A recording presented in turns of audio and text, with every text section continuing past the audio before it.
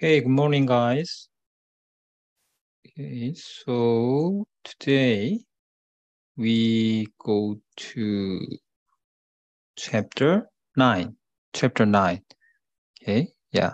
So chapter 9 introduce the functions of enterprise applications. Okay, so we already learned what enterprise application is and several types of enterprise applications. So through this chapter, we have a deeper understanding about the role of enterprise applications and their functions. Okay, so first learning objective is how do enterprise system help business achieve operational excellence, and how do supply chain management system coordinate planning, production, and logistics. And how do customer relationship management systems help firm achieve customer intimacy, and some challenges and solutions. Okay, so first video case is about Maersk. So I prepare some video about Maersk's global shipping management system during the COVID-19. But I think we don't have enough time, so we can watch just half of this video.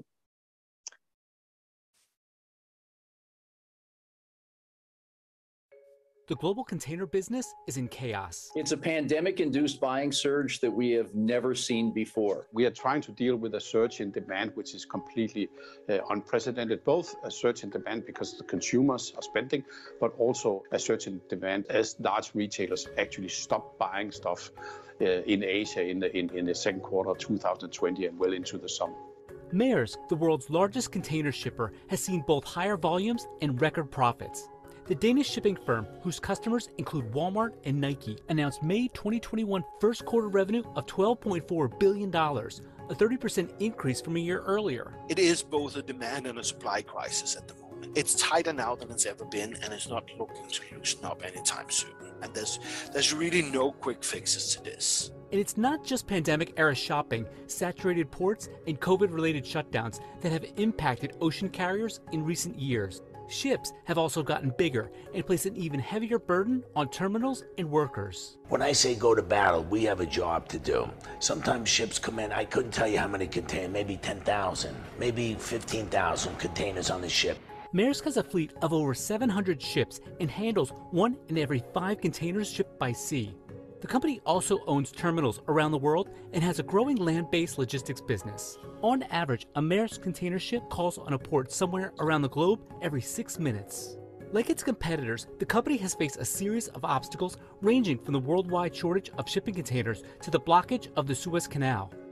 So with vaccine rollouts in place in the US and consumer discretionary spending shifting towards services, will Maersk and its rivals be able to maintain their momentum? And what do bottlenecks at ports and higher freight rates mean for US consumers?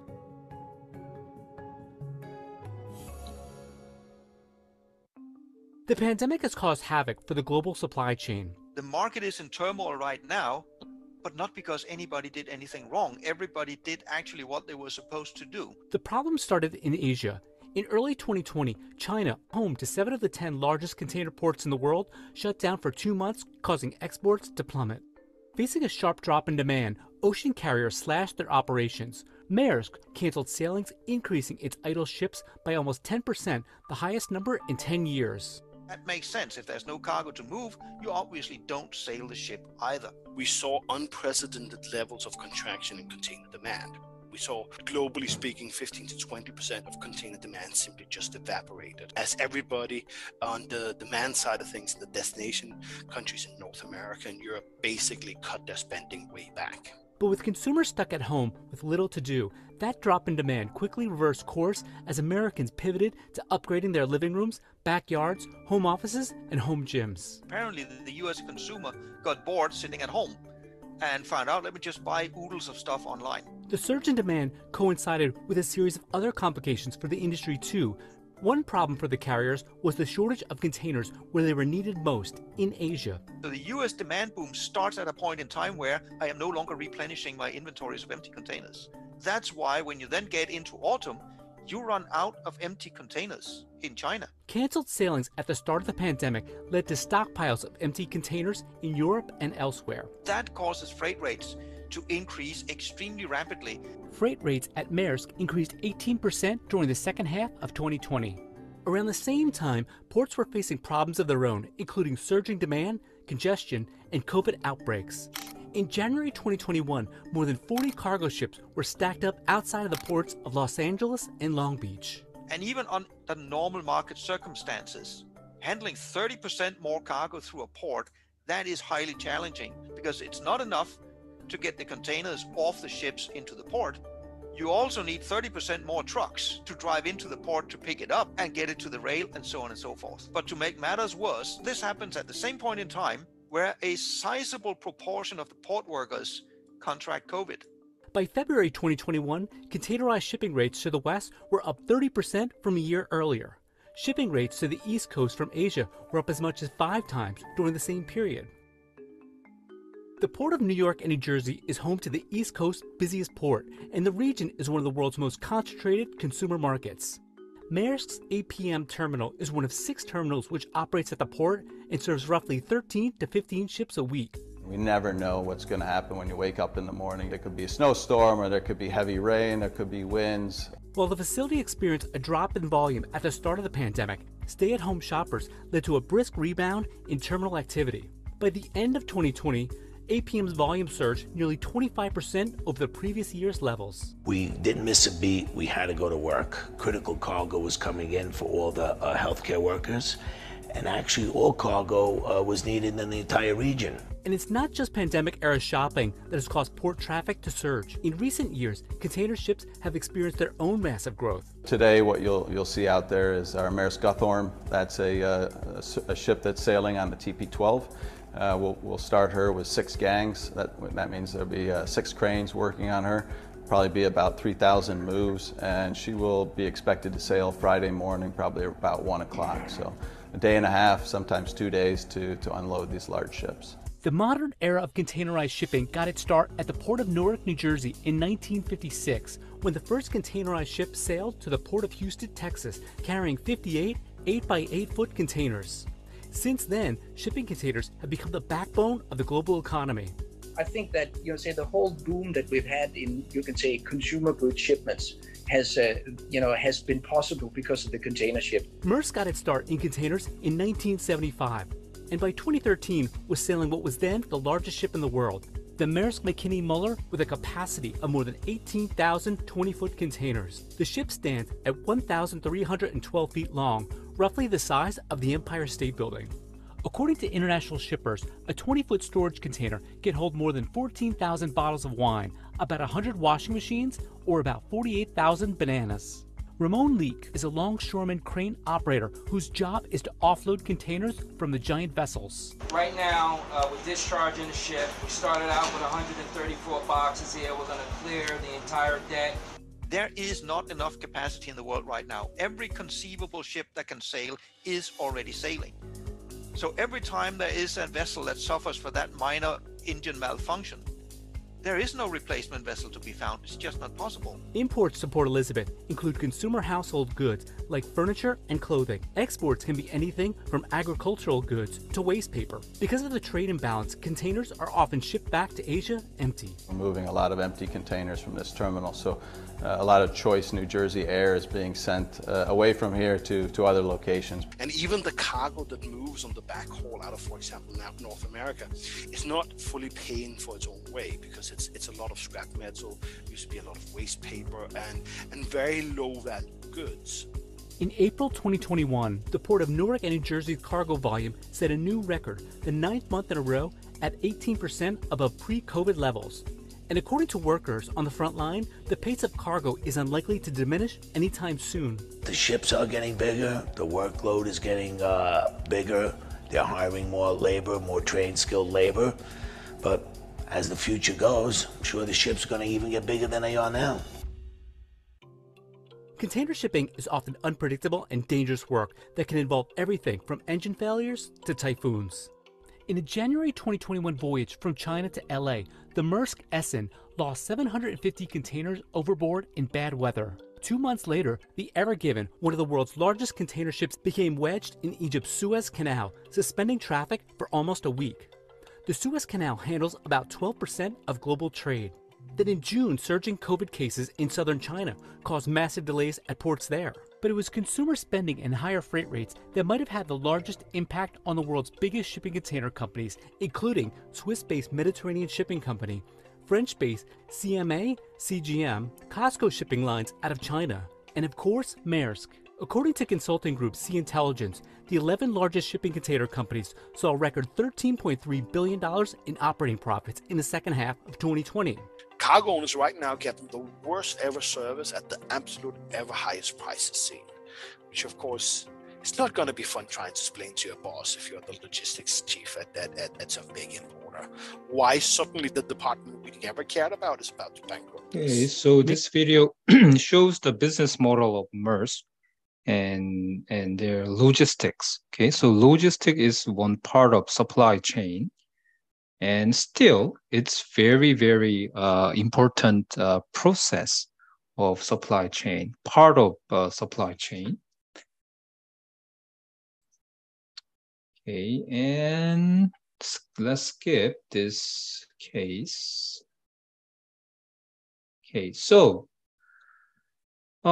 first enterprise application this chapter introduced is enterprise system. We already learned, right? So enterprise system is what? Enterprise Resource Planning System, ERP. It's more popular name of enterprise system still. So ERP is based on suite of integrated software modules. ERP has many modules, sub-modules, and a common central database. Common central database is one of the key feature of ERP. Okay, so ERP collects data from many divisions, internal divisions, and some from outside.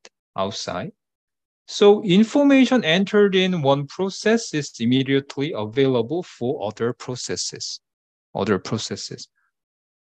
Yeah, so this figure shows how enterprise system work. So enterprise system feature, as I mentioned a moment ago, feature a set of integrated software modules and what? Centralized database.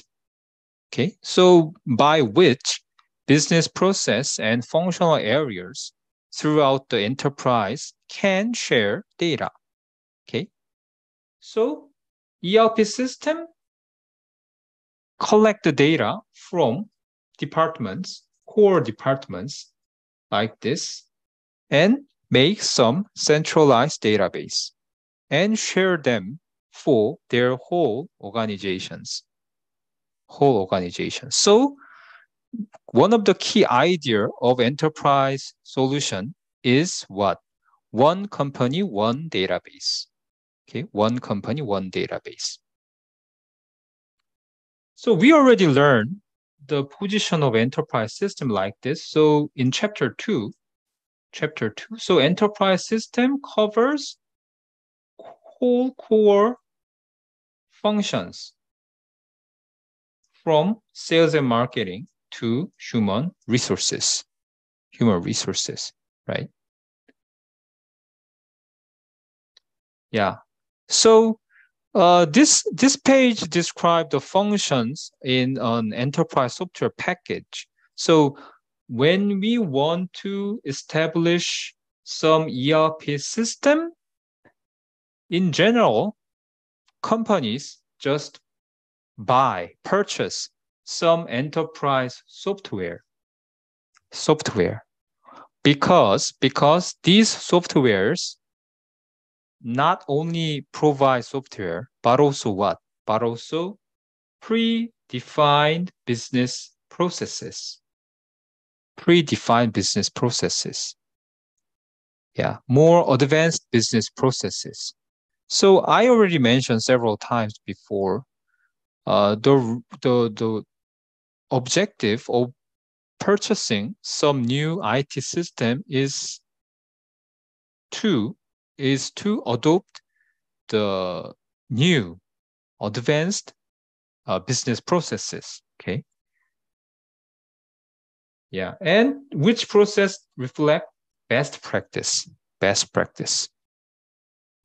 So enterprise software covers core business functions, as I mentioned with this page. So finance and accounting, like general ledger, account payable, accounts receivable, fixed asset, or cash management, and human resource management, like personnel administration, time accounting, and payroll, and manufacturing and production, such as procurement, inventory management, purchasing, and sales and marketing, order processing, quotation, contracts. Okay, so these are all modules. Okay, modules of ERP and submodules. So company can select the necessary module, the modules they want to use. Okay, and to implement ERP, firms select, as I mentioned, select functions of system they wish to use and map business process to software process. Okay, map their existing process to software process, and it means that map, change, and innovate their business process to predefined business software process. Okay, software process. So in many cases, companies who decide to use new system, new IT system and ERP system, they customize, they change, they innovate their business process, plus they also customize the system, enterprise system. Okay, yeah. So customization is one of the core tasks of IT service companies or enterprise software providers. Okay. Yeah, so what are the business values of enterprise system? First one and most important one is what? Increase operational efficiency. Okay. This is the common value of all enterprise applications. Okay. And second one is provide firm-wide information to support decision making. Firm-wide information, unique information with what? With centralized database. Okay. And enable rapid responses to customer requests for information or products, and include analytical tools to evaluate overall organizational performance and improving decision making. Okay. Okay, second enterprise application is supply chain management system. So what is the supply chain? Supply chain is the workflow between our company and suppliers, plus our retailers or wholesalers.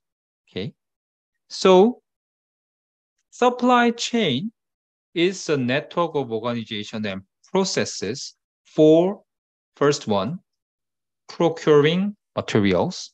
Second one, transforming these materials into our products. And third one is what? Distributing the products. Okay. So there are two kinds of supply chain. First one is upstreaming supply chain.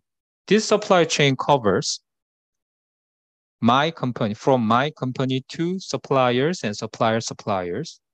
And second one, downstream supply chain covers the opposite side, customer side or distribution side. Okay. Yeah. So this figure shows the Nike supply chain. It's not a real supply chain. It's just the what? Just the simplified version of supply chain. So according to this figure,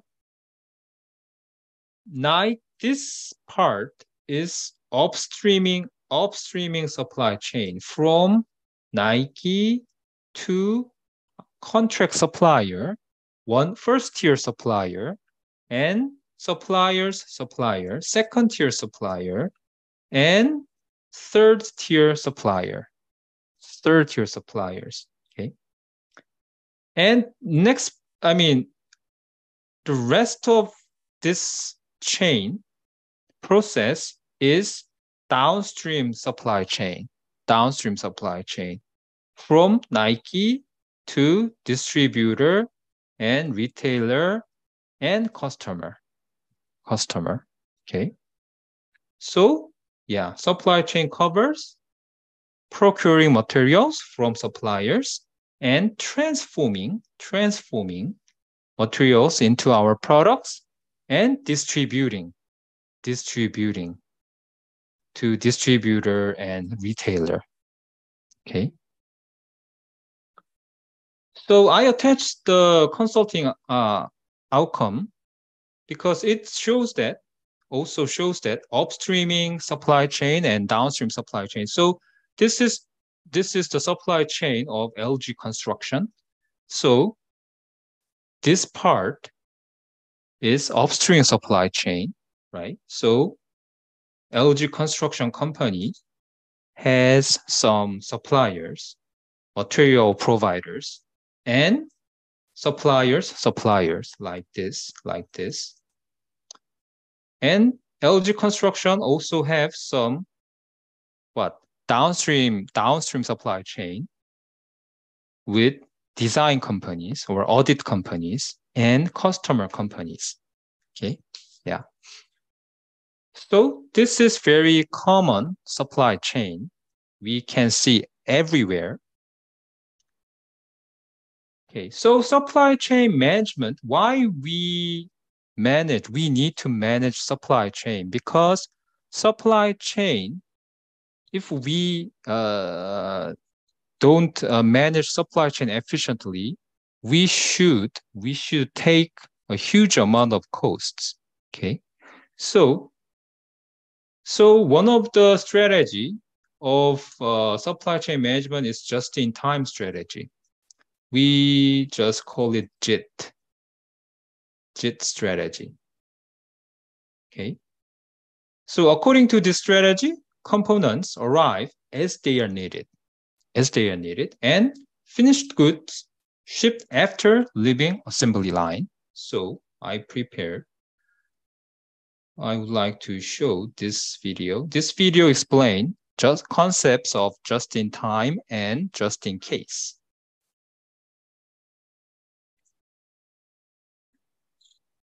I'm Alex Berman, and you're watching Selling Breakdowns. Whenever you buy a complex piece of equipment, such as a TV or a car, do you ever wonder how exactly it all came together? Well, ever since the Industrial Revolution, that how has been a vital question for many businesses. Today we're going to look at how in post-war Japan, Toyota helped to create one of the smartest production systems that we have, named Just-in-Time. We'll look at how it works and how you can apply the philosophy and practices to many other areas of your business. After World War II, Japan faced some difficult problems. They didn't have a lot of cash, resources were scarce, and there wasn't a lot of free land to expand factories. However, Taiichi Ohno at Toyota managed to turn these problems into advantages by slowly creating the just-in-time system. The idea didn't come all at once, it's more that through the 50s and 60s, various changes were implemented and improved until the 70s, where the wider world began to realize the benefits and adopted a similar approach. So, what is just-in-time? The philosophy is to make the entire production system only work with what it needs and to minimize wait times between each stage. The biggest savings is normally around inventory. Before just-in-time, a company would keep a warehouse filled with the parts and raw materials it needed. When supplies were getting low, they'd reorder when they had just enough to keep going until the new delivery came. But Toyota realized, what if you just keep making that same order as soon as the next one arrives? That way, you never need to keep this stockpile of spare parts. The cost savings were huge since warehousing is seriously expensive. You need to pay for massive space, power, staff, security, and for all the parts that are just sitting there waiting, not making you money or adding value to your product. And this is the core of just-in-time. You look at each area of production and ask, is this adding value to the product? If it isn't, maybe there's a better way to do it. You cut everything down to its most efficient form with almost no room for error, which is where the risk in just-in-time lies. Toyota used Japan's relatively small size to its advantage. You could rely on suppliers delivering exactly on time because they only had to travel small distances. This is important because if you get problems with supply, it can shut down the whole system. But it's normally worth the risk because the savings are huge on inventory and staff costs. More than this though, you're forced to create a working philosophy that there's no room for error. You don't have spare parts or spare time, so you have to make sure everything functions perfectly. Often, efficiency comes at the cost of quality, but not in this case. In just-in-time, you're forced into quality in order to be efficient. That's why it's applicable to many other areas of business. The best way to think about it is if we simplify everything to two approaches: just-in-time and just-in-case.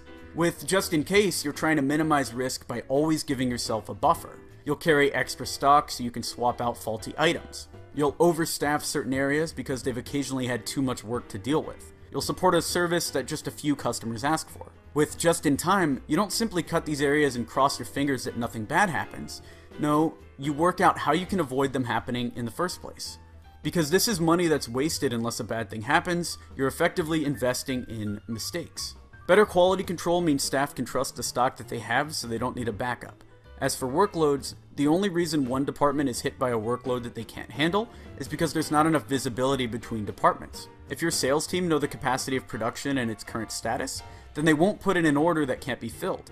And as for offering a service with limited customer appeal, well, maybe you cut it out completely, or you just find a way to merge it with other services so the resources it requires are absolutely minimal. When done well, the just-in-time philosophy should be good for morale too, because the whole point of it is telling your staff, I'm trusting you to perform consistently. And I think most of us respond well to that kind of respect. Want to learn more about business theory? Okay, so this video explained the difference between just-in-time and just-in-case. So let's go back to the previous page. Yeah. So as I mentioned, just-in-time strategy. Under the just-in-time strategy, components arrive as they are needed. So it means they minimize some backup inventories. Okay, backup inventories. And finished goods shipped after leaving assembly line. So they can save the operating cost. But just-in-time cannot have some safety stock. So safety stock means buffer for lack of flexibility in supply chain. So if some unexpected events occur, just-in-time strategy cannot work well compared to what? Just-in-case, because they don't have some enough buffers, stocks. Okay, but in many cases, companies try to realize the just-in-time strategy. And Bullitt effect means that information about product demands gets distorted as it passes from one entity to next across supply chain. So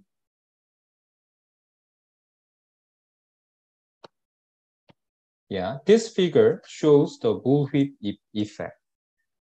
So as you can see, this graph illustrate how there are some slight rise in demand by customers, okay, customer side.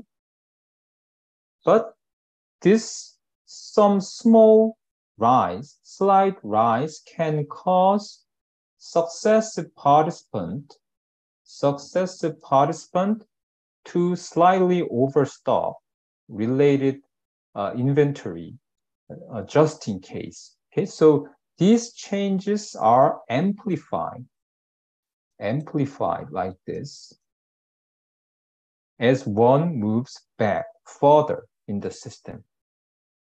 So this case shows the disadvantage of just in case without some supply chain management system.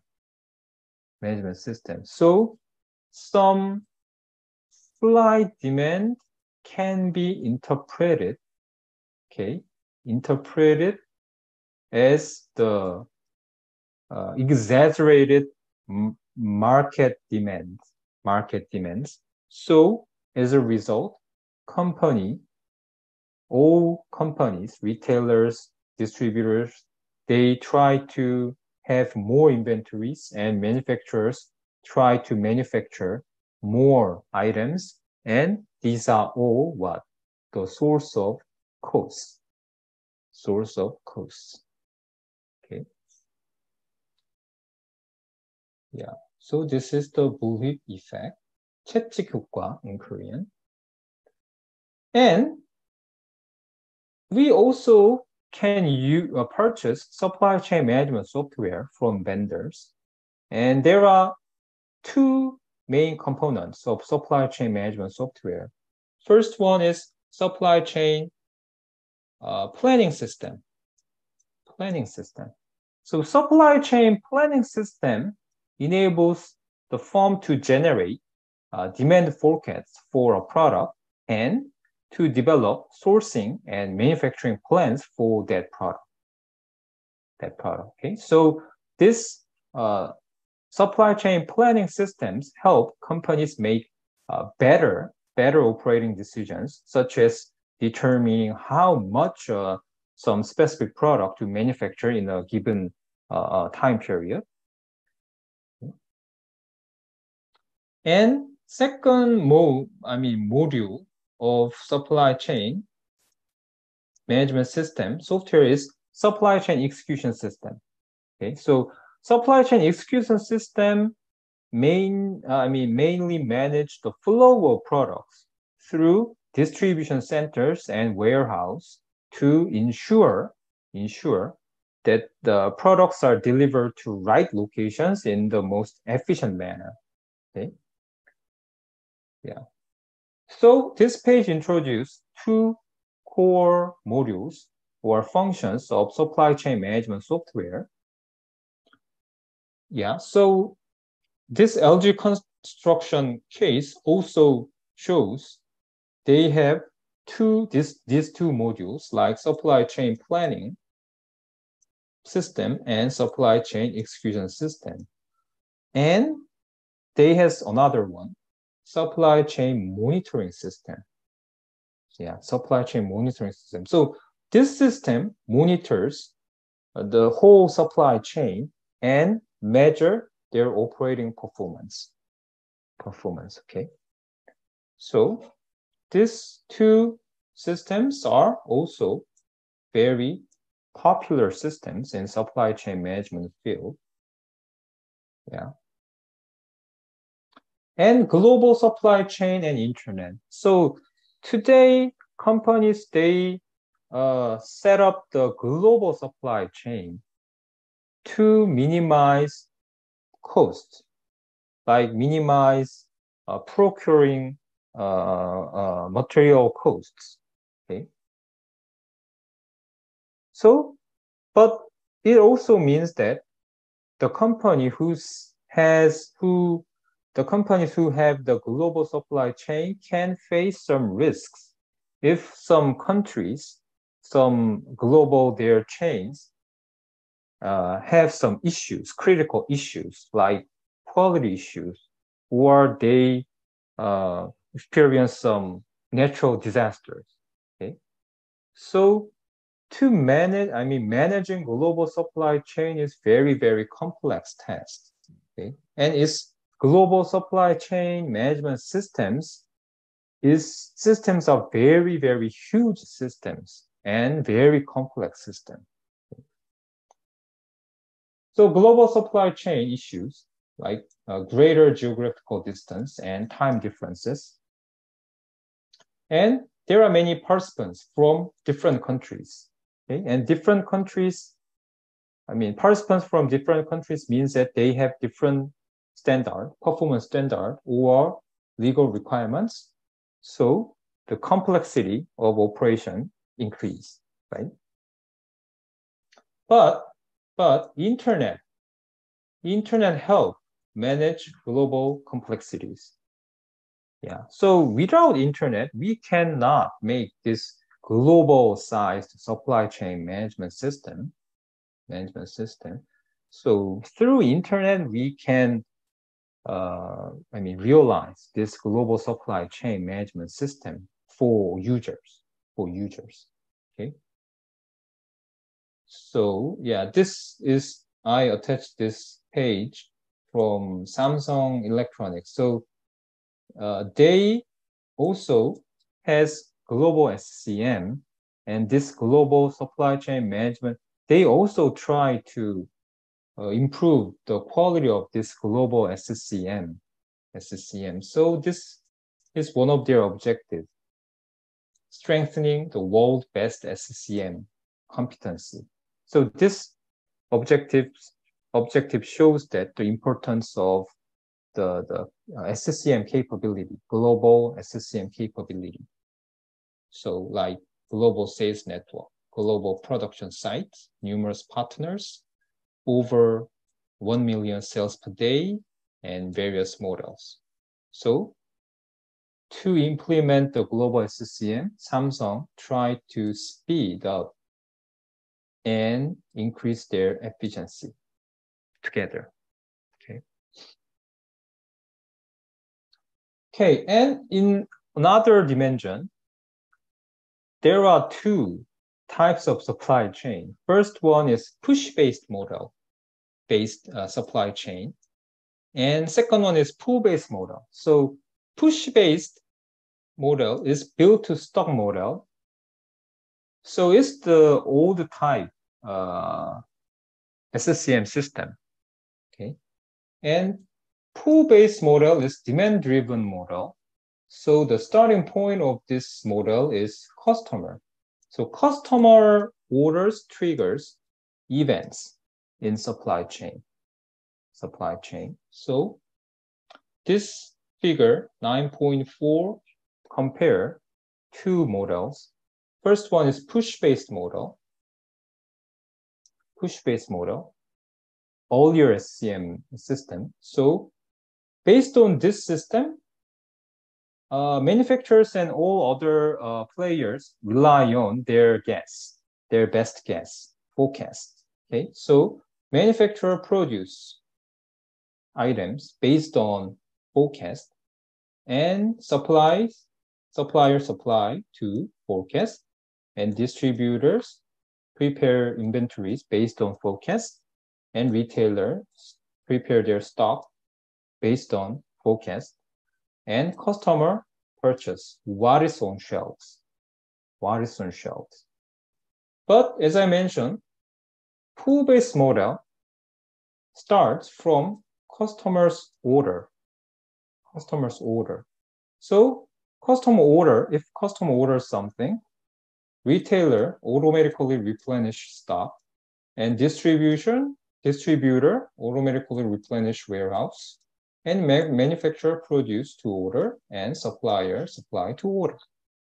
So the slogan of this pull-based model is that make what we sell, not sell what we make. Okay, yeah. So today, many companies try to establish SCM based on this pull-based model. Okay, and this figure shows the some more, complex supply chain. So there are many stakeholders, and it shows many relationships, right, between these stakeholders. Okay, so we call it internet-driven supply chain. So this emerging internet-driven supply chain operates like what? Digital logistics, nervous system. Okay, so this provides what? Multi-directional communications among firms and networks of firms. Okay, so the entire network of supply chain partners can immediately adjust their inventories, orders, and capacities. Okay. Yeah. So, what are the business values of supply chain management system? Saving costs, right? Saving operation costs. So, by what? By matching supply to demand, right? And reduce their inventory levels, unnecessary inventory levels, right? And improve their delivery service, shorten their delivery time, and speed product time to market. Okay. And use their assets more effectively. According to some research, total supply chain costs can be 75% of operating budget. Wow, right? So if we have companies have some appropriate qualified supply chain management system, they can save huge amount of operating costs, okay? And increase sales.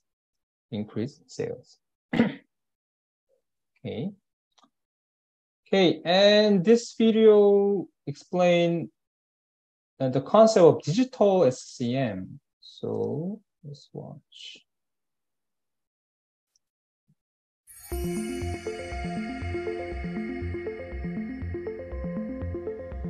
Advances in digital technology are having a huge impact on the world around us and leading to big changes in customer behavior. Today, connected customers behave digitally, responding to social media trends and taking part in online conversations across a vast interconnected global community. However, many supply chains can't keep up. That's because they're structured in a very traditional and sequential way. Let's take a look at how a typical company with a traditional supply chain would react to a sudden peak in demand. A celebrity posts a picture of a bag on Instagram, creating excitement and generating a sudden demand for the product across the world. The bag manufacturer's demand forecast was based on a backwards look at previous sales. So, when their sales reports show their product has sold out unexpectedly, they wake up and go into firefighting mode. The company adjusts its forecast to reflect the new level of demand and then realizes that they don't have the materials or the production capacity to make replacements. So they call their suppliers, but they don't have the materials available. The bag manufacturer asks them to order new materials and expedite shipments, leading to additional costs. Finally, when the materials arrive and the products are produced, they then have to be transported to the stores. This wasn't planned for in advance, which means premium shipping costs. All in all, it has taken the company around 4 months to replenish their product. Unfortunately, the customer just wasn't going to wait that long, and in the meantime, they bought a similar product from a rival manufacturer. In the end, with the unplanned additional costs and the unsold products, our bag manufacturer actually made a loss out of the whole experience. But it doesn't have to be like this. We believe that traditional supply chains must evolve into connected, smart, and highly efficient supply chain ecosystems, with layers to address customer solutions and digital operations. Companies who are able to set up and run customer solutions and digital operations ecosystems empower themselves to proactively manage and efficiently fulfill customer needs across multiple channels. quickly identifying changes in demand and organizing their supply chain accordingly. In this way, they can turn their supply chain into a real competitive advantage and use it as an enabler for new digital business models. Let's look at how a company with a digital supply chain would have reacted to a similar peak demand situation. The company's proactive sensing capability, including social media tracking, identifies a peak in demand early. The production plan is adjusted automatically, thanks to a direct link between demand and manufacturing. At the same time, an updated demand plan is shared with all relevant suppliers, who immediately include the new requirements in their material planning and adjust their manufacturing priorities accordingly. Meanwhile, the customer can track the order's progress, keeping up to date on when it's being manufactured and when it will be delivered. And throughout the process, the supply chain transparency solution monitors relevant supply chain data from a variety of internal, external, structured and unstructured sources, enabling proactive risk management.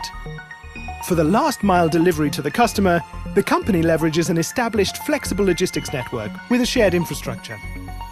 The result? Companies that leverage a digital supply chain operate with the versatility and agility that's needed in the digital age. That means happy customers and flowing profits.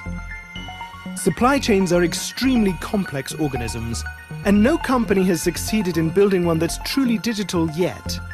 The companies there first will gain a huge advantage in the race to Industry 4.0 and will be able to influence the technical standards for the future of their industry. Yeah.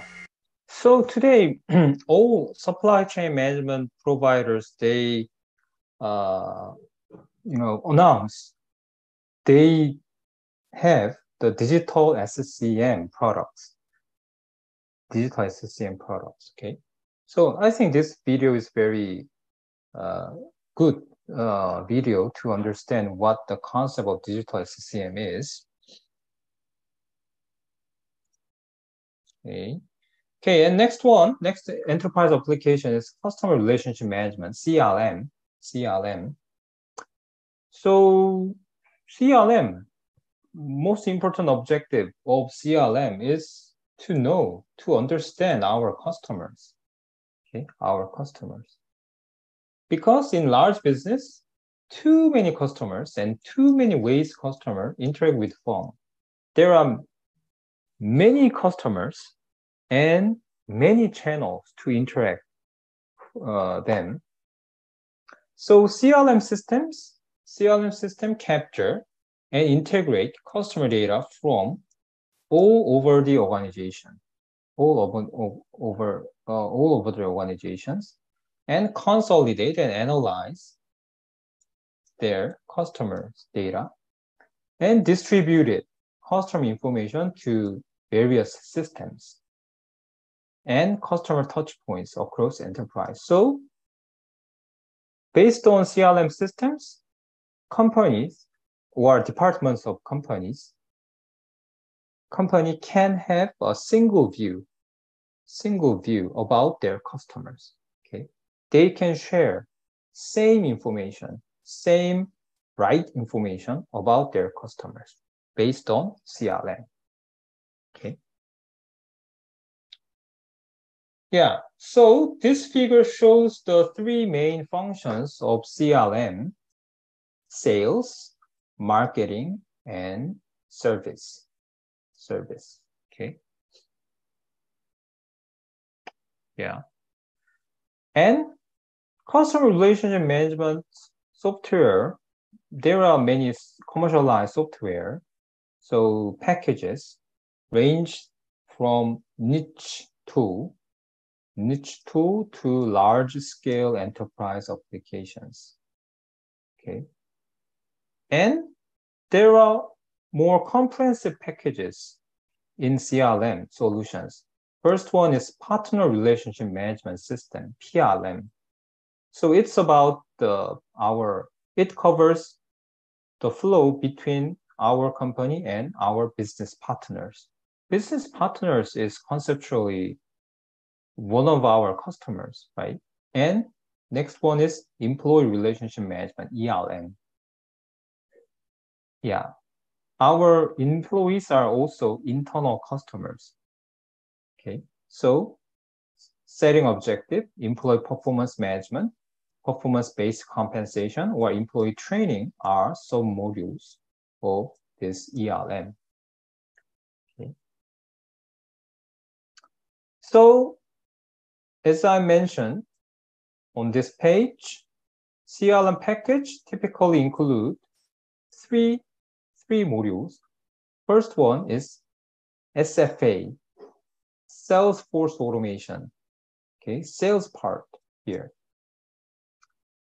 So sales, it includes sales prospect and contact information feature, and sales quote generation capabilities, and service part, service module, assign and manage customer service request.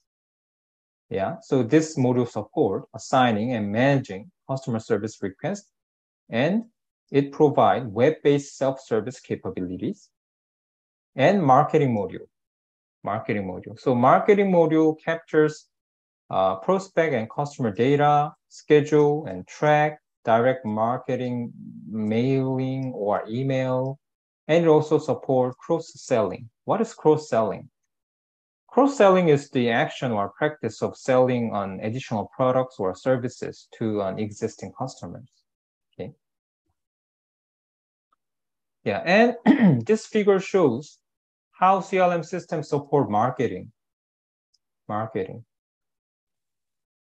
So it's just the example I think in US case. So according to this figure, telephone is the biggest responses by channel. Okay, biggest channel of their responses.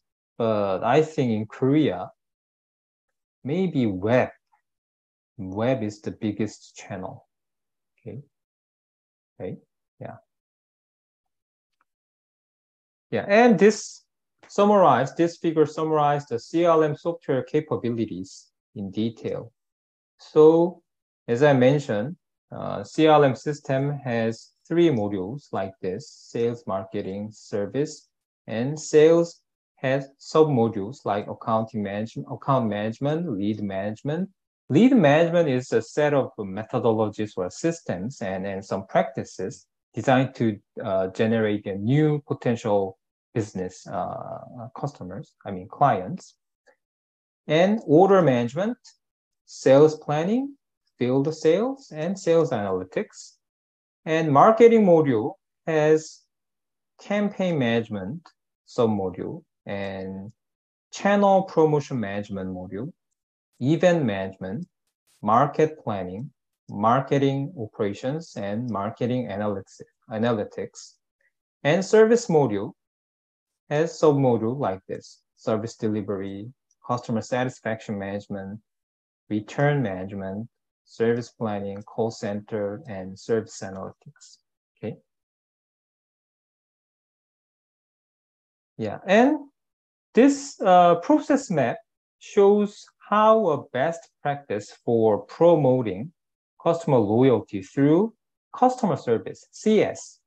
Okay, CS would be modeled by customer relation management software. So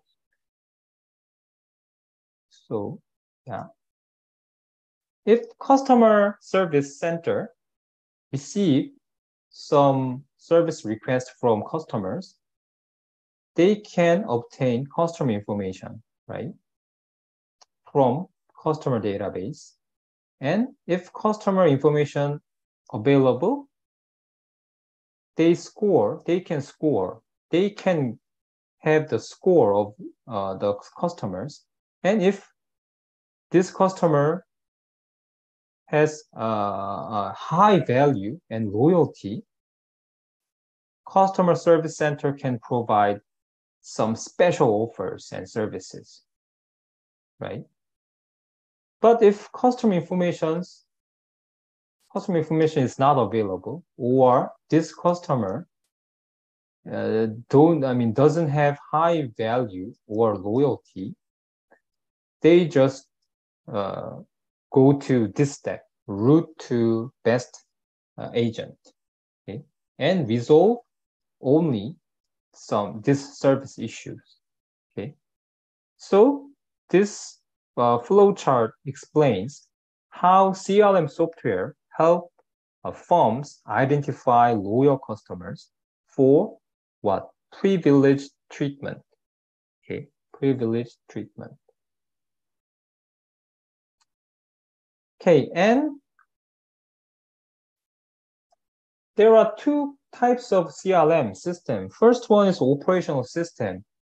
Until now, I introduced the operational CRM. So operational CRM contains three modules: customer-facing applications and Salesforce automation, call center and customer service support, and marketing automation. So these are all the front-end CRM system functions, but analytical CRM is the back-end system, okay? So this analytical CRM is based on data warehouse, populated by operational CRM system and customer touchpoint, customer channels, okay? So this analytical CRM analyzes customer data with some analytical tools we already learned, or they can calculate the customer lifetime value, like this: average dollar amount of a purchase multiply number of customer purchases per year multiply average length of the customer relationship in years. Okay. So this figure shows analytical CRM data warehouse. So analytical CRM use customer data warehouse or customer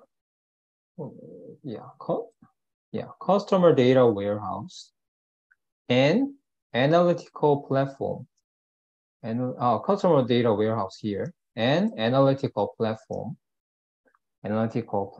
and tools to analyze customer data collected from many customer touch points and other sources, their legacy system and some third-party data and some marketing campaign data. So they